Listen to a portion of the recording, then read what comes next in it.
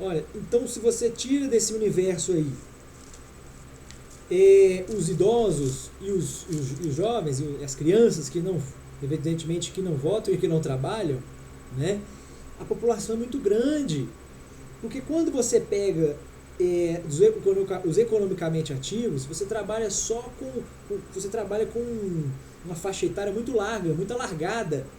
Vão pessoas aí desde os 14 anos até os 50 e até os pelo menos os 60, pelo menos. Cada vez mais distante, 70, 80. Quer dizer, e aí você esquece dessas massas que estão sobrando para além dos 60, 70 anos, né, que estão para cima dos 80 anos, e dessa massa que está para baixo dos 14 anos, ou os 18 anos, que a grande massa está para cima dos 18. Né? Então, quando você soma essas duas partes, você vê que, na verdade, o número de 43 milhões de pessoas é um número muito grande de pessoas que trabalham, né? E que são as pessoas economicamente ativas. Elas é que estão, vamos dizer, vivendo mais intensamente a vida, e nesse momento que elas estão decidindo, estão lidando com a sua política no sentido mais profundo possível, é o momento histórico delas, né? A contemporaneidade de cada um é o maior valor, né, que cada um pode ter, que é a própria existência, né? E aí estão dizendo, aí chegaram a dizer que a liberdade é maior do que a própria existência. Quer dizer, como é que você de repente não diz o mesmo para o empregado? Né? Porque o que mais importa é o trabalho, segundo o empregador. A condição do trabalho não importa. E para o empregado, o que é que importa para o empregado? É o direito dele ser ouvido, né? É o respeito que ele merece, né? Qual que é o respeito que um empregado merece? Ora, no mínimo, no mínimo é aquele de igualdade perante o seu empregador, que não é nada mais do que um cofundador, um coproprietário, um coproprietário. Proprietário de quê? Dos bens de produção? Não. Ele é coproprietário da ideia e do sonho do seu empregado. É ele quem constrói o império e mantém os seus empregados, os seus empregadores. Né? Quer dizer, o que eles querem é serem ouvidos. Né? Então vai muito mais, o serguiano vai muito mais dos 10%, que é cobrado historicamente, biblicamente, né? Que é cobrado dentro de algumas, enfim, o Estado, por exemplo, cobra 37% do cidadão. Para você exigir o preço, a honraria que você paga ao Estado pelo ele te dar aquilo que você é, para ele tornar aquilo que você é, né? É um preço de 37% em média aqui no Brasil, né? Por cento. Quer dizer, você tem que condecorar o seu Estado com 37% de tudo aquilo que você oferir. Né? Com poucas exceções da origem desse dinheiro, né? De regra geral, seja lá de onde vier esse dinheiro e te beneficiar, você terá de honrar o seu Estado aí com 37%, se você for um economicamente ativo, porque se não for, estão pagando por você, é claro. Agora,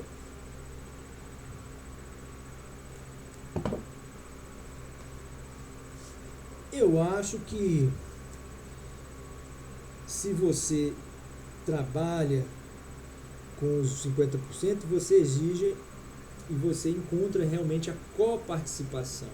Quer dizer, os bens, né, são bens materiais, bens de produção, eles necessitam de um aporte do capital. O lastro deles é supostamente o capital.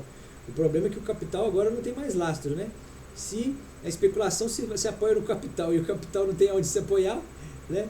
Muito menos a especulação que começou tudo isso. Agora, o que acontece é que você simplesmente vai conseguir somente a reprodução do mundo como ele é. O mundo tem se apresentado um mundo desigual, né? Sobre todos os aspectos, né? Inclusive nos aspectos orgânicos, né? Porque nós supostamente tivéssemos excedido, né, transgredido as margens críticas, né, da nossa manutenção. Eu acho que o maior item, o maior marcador biológico aí é a transgressão aí da economia, né, esse marcador aí, né, a transgressão dessa barreira, né, é a transposição dessa barreira, né, a barreira a barreira da economia, né, da autoridade econômica, né, da perversidade econômica, né, o limite causado pela desigualdade social e econômica, claro. E de todas as demais desigualdades, evidentemente, né,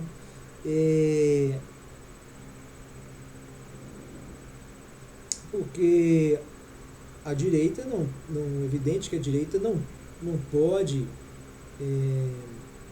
falar em igualdade, né?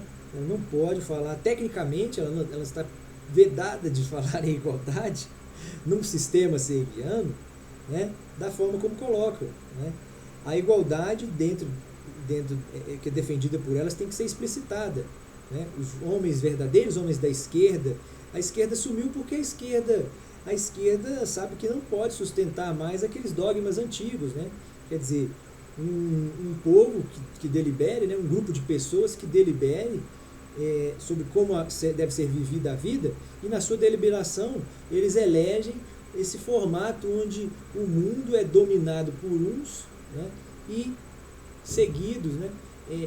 Por outros, né? Quer dizer, obedecidos por outros.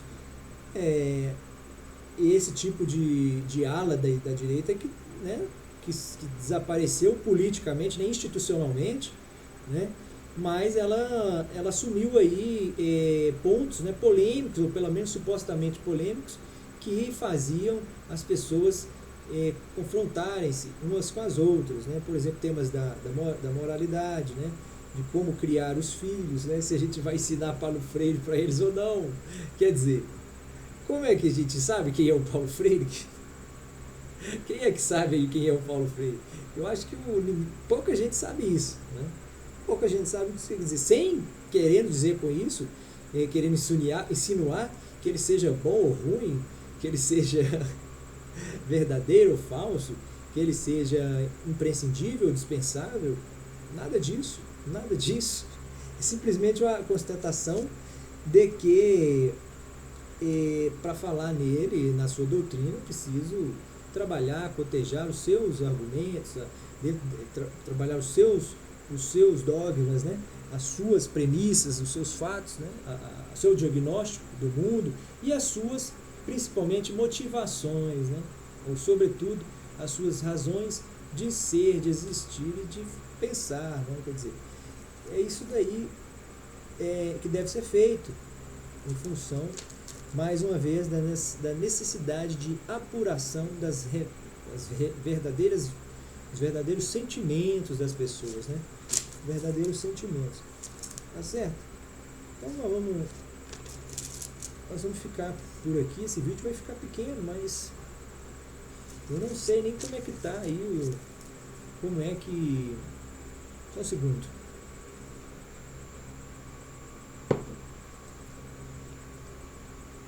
Eu nem sei como é que tá isso daí, como é que estão essas conversas aí com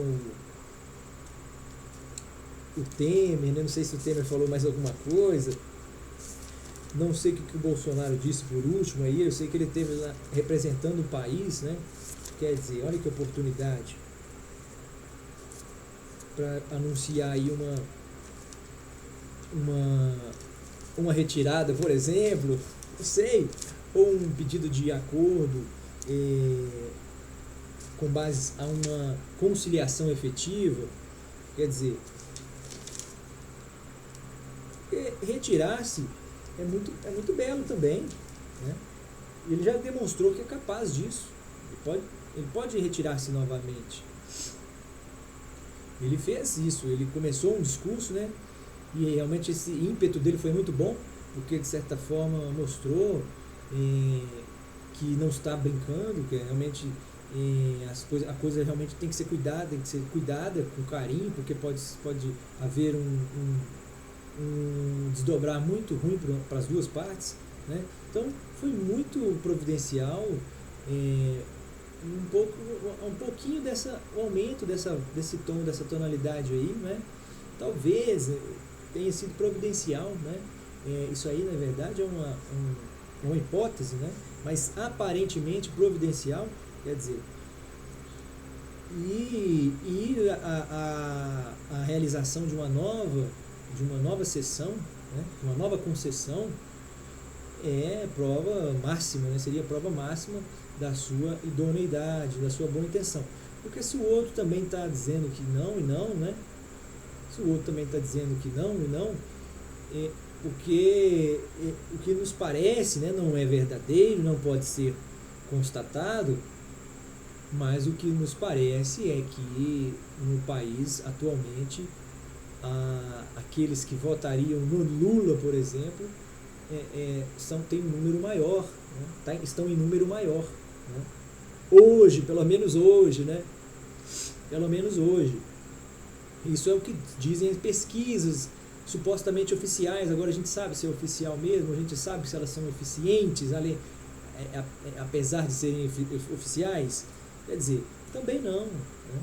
Agora, o que não pode é o lado da direita dizer que com certeza eles são a maioria e que o povo pode vestir uma camisa amarela, que quando chegar no dia da eleição, quem tiver de camisa amarela votou no Bolsonaro.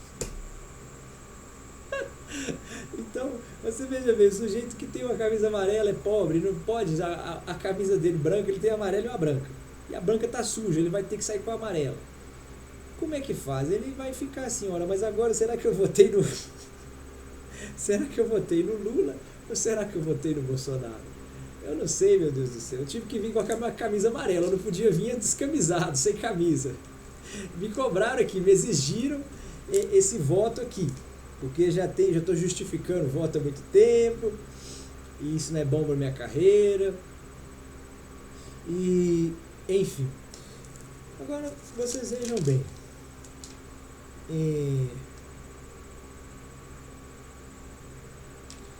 essa coisa aí, então ficou bem explicadinha, né?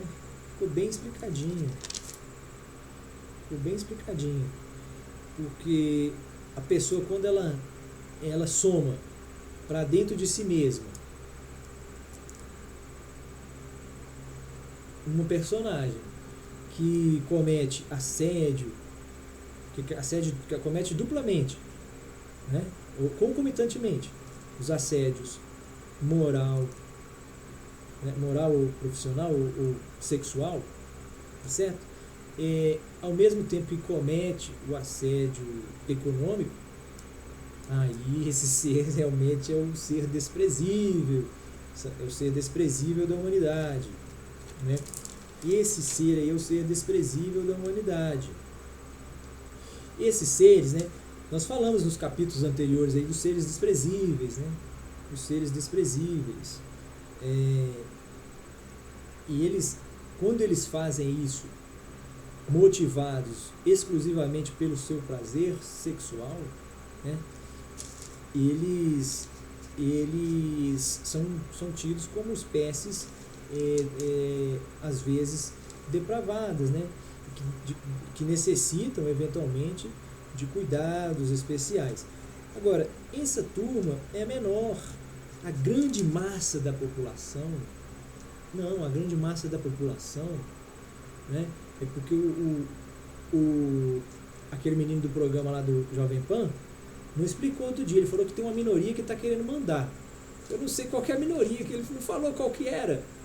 Ele não tem uma doutrina. Qual que é a doutrina do... A doutrina do... aquele líder lá dos pãs, o líder dos pãs. Porque do jovem não pode ser, que ele está muito velho já para falar que é líder. Que ele é alguma coisa dos jovens, né? Os jovens teriam que ter as suas lideranças aí na figura de outros jovens, né? E não na figura desses velhos. Bom, O que acontece? Brincadeira à parte, viu, o Emílio? O Emílio, já falei aqui horrores aqui do Emílio, aqui no sentido de enaltecê-lo, né? É um grande comunicador, um grande comunicador. Agora, vocês vejam bem,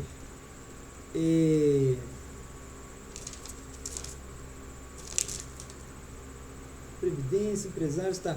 Quando o sujeito comete então essa atrocidade aí, ele está cometendo um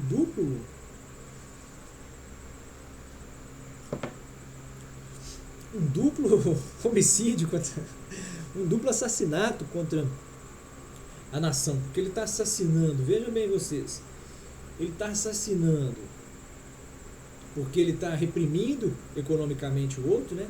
Achando que porque o emprega, né? e paga ele um salário mínimo por mês, ele pode, né? Ele tem o direito de tratar essa pessoa da forma que ele quiser, né? Da forma que ele quiser, da forma mais à vontade que ele quiser, né? Dizendo coisas, né, de cunho sexual, né? Brincando, né, jogando indiretas e diretas o tempo todo na frente das pessoas e do público, né? mais experimentado, né? E às vezes indireta em situações onde os desconhecidos não são capazes de perceber de forma explícita demais a ponto de denunciar. Mas o fato é que, além disso, essa perversidade sexual, a perversão econômica aí é a que mais machuca, porque a pessoa é mantida lá porque realmente ela não pode sair. Ela não pode sair, ela, de repente a decência dela sexual pode ser colocada em jogo, né, à venda ou alienada, se ele puder manter o seu poder político, né, que é, na verdade, auferir bens, né, dentro da lógica do mercado atual é essa, né, auferir bens ou acumular capitais, né, auferir bens ativos, né, supostamente que eles são os melhores, né. O Guedes fica nessa briga aí com o Lula, a direita fica com essa briga com a esquerda, se vai vender, se não vai vender, meu Deus do céu. Eu acho que se fizermos outras coisas diferentes, vendendo ou não vendendo, a gente consegue os mesmos bons e excelentes resultados. Eu acho que a resposta de qualquer pessoa que não tem qualquer contaminação com as ciências econômicas, né, qualquer um que seja descontaminado, porque o sujeito que faz economia parece que se transforma num contaminado e começa a falar em outra língua como se fosse um Star Trek, que o cara é mais do que abduzido por uma raça de um outro planeta. Essa raça, ele é reconstruído, eles reconstroem os tecidos do corpo dele, os tecidos da mente, com células e com partes, né, orgânicas, físicas, né, materiais de seres de outro planeta. Quer dizer, mas preservam a imagem dele, preservam tudo, não sei como, mas internamente, quer dizer, externamente ele é preservado, internamente não. Então ele se torna um meio alienígena, né? Um meio alienígena, não só de direito, mas de fato, né? Então, o que acontece é que muitas pessoas estão vivendo essa figura aí, tá? Isso é uma metáfora lançada, uma provocação muito grande desse povo aí que faz esses filmes aí, tá certo?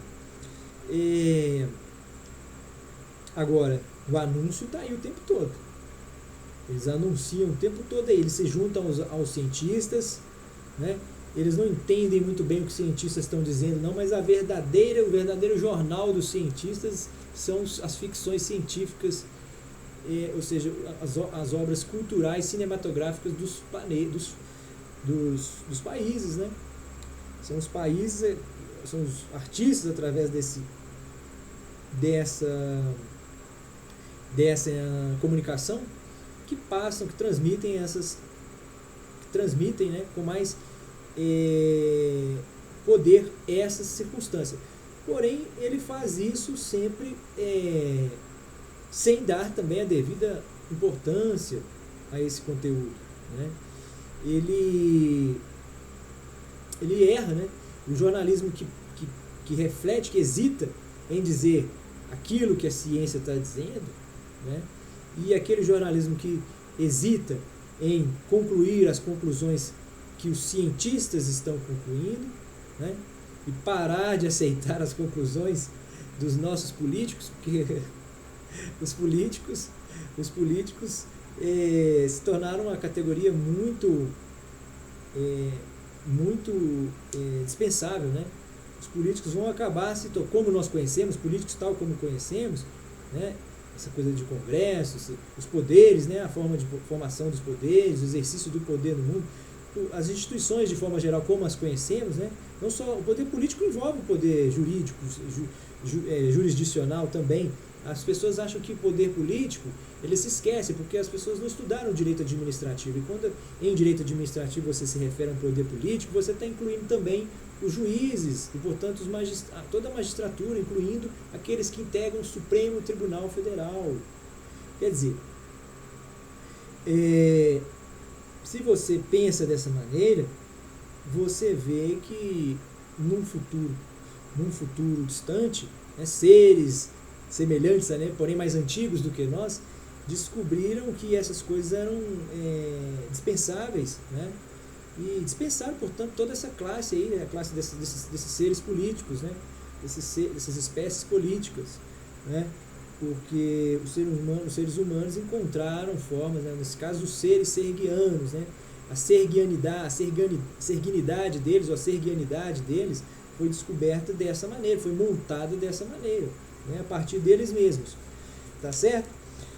Então nós vamos ficando por aqui, tá certo? Vamos fazer uma recepção aí dos serguianos. Eu acho que eu falei de tudo, espero que não tenha esquecido de nada.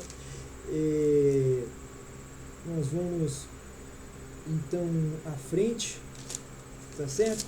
Recebendo os serguianos em 5, 4, 3, 2, 1.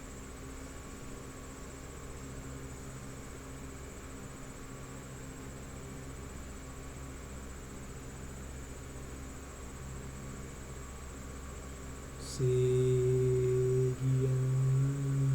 da terra, serguiano da terra, serguiano da terra,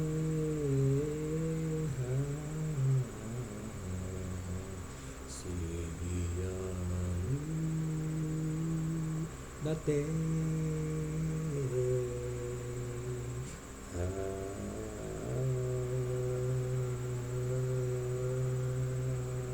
Serguiano da terra, serguiano da terra, serguiano.